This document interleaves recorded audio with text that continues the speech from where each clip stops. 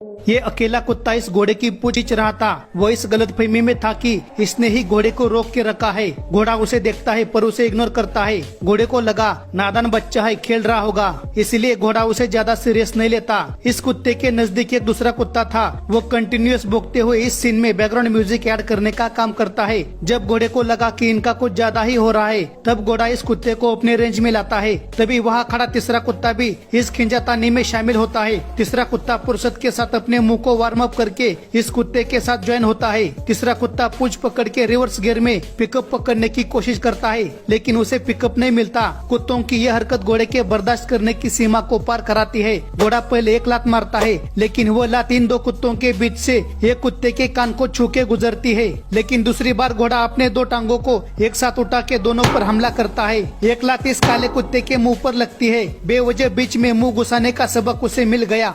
इस अकेले बंदर को 4-5 कुत्ते घेर लेते हैं। बंदर भी सीना तान के कुत्तों को चैलेंज करता रहता है। बंदर की हिम्मत देख कोई भी कुत्ता उसके नजदीक नहीं जाता। थोड़ी देर बाद वहाँ बाकी कुत्ते भी आते हैं। सारे कुत्ते 7.5 फीट दूर से ही कबड्डी कबड्डी करते रहते हैं, लेकिन कोई भी लाइन को क्रॉस करने की कोशिश नहीं करता। कुत्तों को पता है कि बंदर ने अगर एक कान के नीचे बजाई तो इनको पानी बोलने का भी चांस नहीं मिलेगा। कुत्तों की संख्या ज्यादा होने के बावजूद भी एक भी कुत्ता बंदर के पूंछ को छू भी नहीं सकता। थोड़ी देर बाद एक कुत्ता देखता है कि शेर का बच्चा पेड़ से लटक रहा था। कुत्ता अपने पलटन को बोलता है, अरे वह देखो शेर का बच्चा लटक रहा है, चलो उसके मजे लेते हैं। सारे कुत्ते उस ओर दौड़े चले जाते हैं। बंदर के पास टाइम पास कर रहे कुत्ते भी बोर होने के बाद अपने पलटन के पीछे निकल पड़ते हैं। कुत्ते जब तक शेर के बच्चे के पास जाते हैं तब तक बच्चा नीचे उतरता है। एक्चुअली कुत्तों को बस बंदर से दूर जाना था, लेकिन वे सीधा पीछे नहीं हटना चाहते थे। उनको बस बहाना चाहिए था। अगर वे बीच से चले जाते तो उनकी बदनामी होती, इसलिए कुत्ते ने शेर के बच्चे का बहाना बनाया।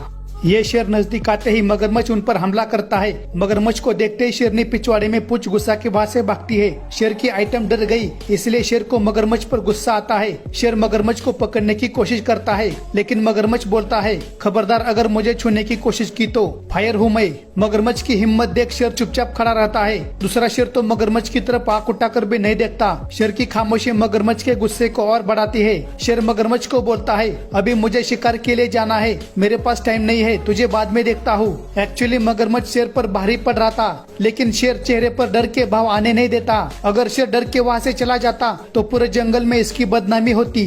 ये शेरनी अचानक उठकर देखती है कि एक जेब्रा उसकी तरफ चला आ रहा है। जेब्रा को देख शेरनी मन ही मन सोचती है, ये अकेला यहाँ क्या कर रहा है, चलो शिकार का बंदोबस्त तो हो गया। इधर जेब्रा अपने ही ख्यालों में मस्त मगन आगे बढ़ रहा था। जेब्रा जैसे जैसे नजदीक आता है वैसे वैसे शेरनी के दिल में खुशी के लड्डू उछलने लगते हैं। वो आगे जाकर घास में अपनी पोजीशन बनाती है। अगले 30 सेकंड में जेब्रा की जिंदगी में यू टर्न आने वाला है। जेब्रा जैसे ही घास के नजदीक आता है तो वो शेरनी को पहचानता है। तभी जेब्रा हरकत में आता है और हवा में ड्रिफ्ट मार के शेरनी को गुमराह करने की कोशिश करता है। जेब्रा ने सही टाइम पर यू टर्न मारा, वरना आज इसके जिंदगी का यू टर्न लग जाता। जेब्रा जिस रास्ते से आया था उधर भागता है। शेरनी उसे मजबूरी में रोकने की कोशिश करती है, लेकिन जेब्रा हवा में पैर मारकर पिकअप पकड़कर वहाँ से खिसकता है। शेरनी बेचारी मुंह लटका के चुपचाप अपने रास्ते निकल पड़ती है। दोस्तों, जेब्रा की इस चालाकी को एक लाइक तो बनता है।